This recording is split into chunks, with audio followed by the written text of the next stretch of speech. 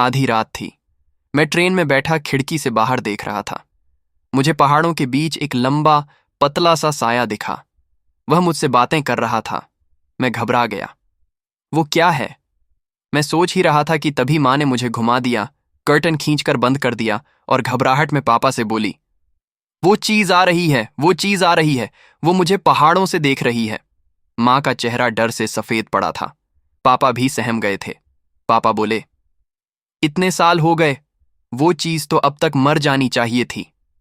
माँ ने सिर हिलाया, नहीं, मैंने गलत नहीं देखा। पापा ने थोड़ा पर्दा हटाकर बाहर झांका। कुछ देर बाद सामान्य होकर बोले, कुछ नहीं है बाहर, तुमने गलत देखा होगा। माँ फिर भी नहीं मानी। उसने दोबारा पर्दा हटाया और उसी पल उसका पूरा शरीर कांप उठा। वह लगभग सीट से उछल पड़ी। लोग उसे देखने लगे।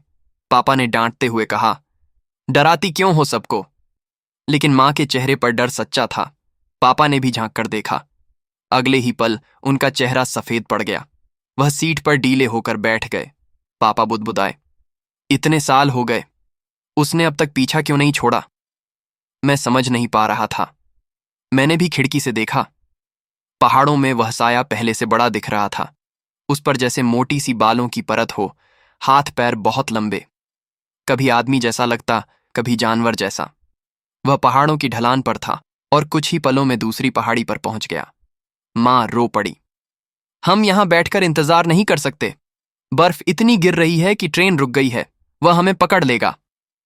पापा आगे के डिब्बों में देखने गए, फिर लौट आए। कल से पहले ट्रेन नहीं चलेगी। माँ हताश होकर बैठ गई। फिर पापा अचानक बोले, चलो दूसरे डिब्बे में चलते हैं, जगह बदल देंगे, हो सकता है वह हमें न ढूंढ पाए। हम दूसरे डिब्बे में चले गए। भीड़ भाड़ थी, शोरगुल था। हम एक कोने में खड़े हो गए। माँ पापा के हाथ ठंड से कांप रहे थे। माँ बोली, जब तक हम ट्रेन में हैं वह अंदर नहीं आ सकेगा, बस सुबह तक बच जाए। तभी अचानक किसी की चीख सुनाई दी।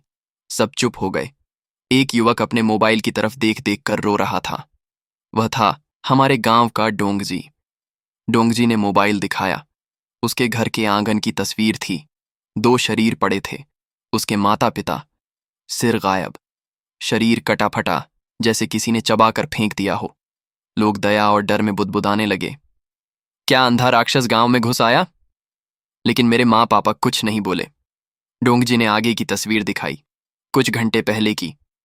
उसके माता पिता आंगन के बाहर उसे विदा कर रहे थे।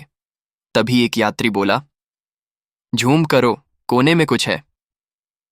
झूम करने पर तस्वीर के पीछे एक धुंधली, लंबी, 2 मीटर से ऊंची काली आकृति खड़ी दिखी। लंबे हाथ हवा में जैसे हिला रहे हों। डोंगजी कांप उठा, ये क्या है? भालू? किसी ने कहा, इतने लंबे हाथ वाले भालू नहीं होते, वही भी सर्दियों में। ये कुछ और है। माँ ने पापा से फुसफुसाया, उसे बता क्यों नहीं देते? पापा ने रोका, नहीं, वह अभी उसके माता पिता की गंध लिए है। वो चीज शायद अब उसके पीछे होगी। अगर हम बोलेंगे वो हमें याद कर लेगा और फिर कोई मौका नहीं बचेगा। मैं कुछ नहीं समझ रहा था। हवा जैसे जम गई थी। रात के 9 बजे, बाहर अंधेरा। अचानक धड़ाम, छत पर कुछ भारी गिरा। फिर 3 कदमों जैसे आवाज, टक टक टक। माँ कांपते हुए बोली, क्या वो चीज आ गई? पापा फुसफुसाए, चुप, आवाज मत करना। कुछ लोग मोबाइल की रोशनी से ऊपर देखने लगे, लेकिन जो आदमी सबसे आगे था 20 सेकंड तक चुप रहा। जब लोगों ने उसे छुआ, वह आगे गिर पड़ा। उसकी गर्दन एक ही कट में अलग, जैसे कोई बेहद तीखी चीज उसे चीर कर निकल गई हो।